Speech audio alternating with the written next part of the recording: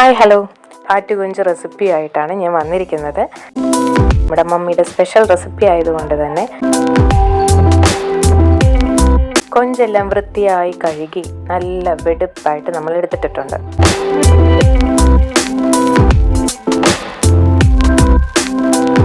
സവോള, തക്കാളി, മല്ലിപ്പൊടി, ഇഞ്ചി വെളുത്തുള്ളി പേസ്റ്റ്, സാദാ മുളക് പൊടി, കാശ്മീരി മുളക് പൊടി, ഇതിന് വേണ്ട ഉപ്പും, ഇതൊക്കെയാണ് നമ്മുടെ മെയിൻ ഇൻഗ്രീഡിയൻസ് എന്ന് പറയുന്നത്.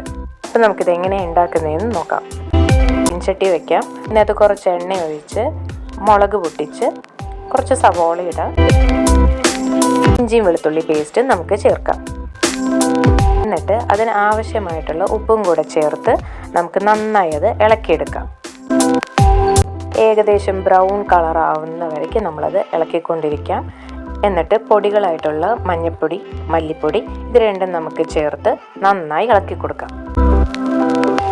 മുളക് പൊടികളെല്ലാം ചേർത്ത് കൊടുക്കാം. ഇവിടെ തന്നെ വറ്റൽമുളകും നമുക്ക് ചേർത്ത് കൊടുക്കാം. ആവശ്യത്തിനുള്ള പെപ്പർ പൗഡർ കൂടെ ചേർത്ത് നന്നായി ഇളക്കാം. ഇളക്കി വന്നപ്പോൾ നമുക്ക് കുറച്ച് എണ്ണയുടെ കുറവുണ്ടായിരുന്നു. അപ്പോൾ നമ്മൾ എണ്ണയും കൂടെ ചേർത്ത് നല്ലപോലെ ഒന്ന് വഴറ്റിയെടുക്കാം. പൊടികളുടെ എല്ലാം പച്ചമണം മാറുന്ന സമയത്ത് മുറിച്ച് വെച്ച തക്കാളി നമ്മൾക്ക് അതിലേക്ക് ചേർത്താം. നല്ലപോലെ ഇളക്കി വഴണ്ടി വരണം. കറിവേപ്പിലയെല്ലാം ചേർത്ത് ഇളക്കി ഏകദേശം പരുവാകുമ്പോൾ നമുക്ക് കുറച്ച് വെള്ളം കൂടെ അതിനകത്ത് ചേർത്ത് കൊടുക്കാം. നല്ല ചൂട് വെള്ളം അതിനകത്ത് ചേർത്ത് കൊടുക്കാം. മമ്മിയുടെ സ്പെഷ്യൽ കറി ആയതുകൊണ്ട് തന്നെ എല്ലാതും ചെറിയ ചെറിയ പീസായിട്ട് മുറിച്ചിട്ടുണ്ട്.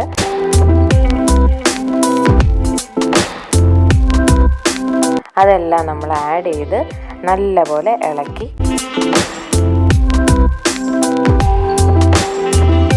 കുറച്ച് തിളച്ച ശേഷം നമുക്കത് അടച്ചു വെക്കാം. ഇടയ്ക്ക് നമുക്കതൊന്ന് ഇളക്കി കൊടുക്കാം. ഏകദേശം ഫൈനലായിട്ടുണ്ട്. എല്ലാം നല്ല അടിപൊളിയായി എണ്ണയെല്ലാം തെളിഞ്ഞ് വന്നിട്ടുണ്ട്. ഇനി നമുക്ക് കുറച്ച് മല്ലിയിലയും കൂടെ ഇതിനകത്ത് ചേർത്തിടാം. ഇതിൻ്റെ തീ ഓഫ് ചെയ്തിട്ട് ഇത് അടച്ചു വെക്കാം.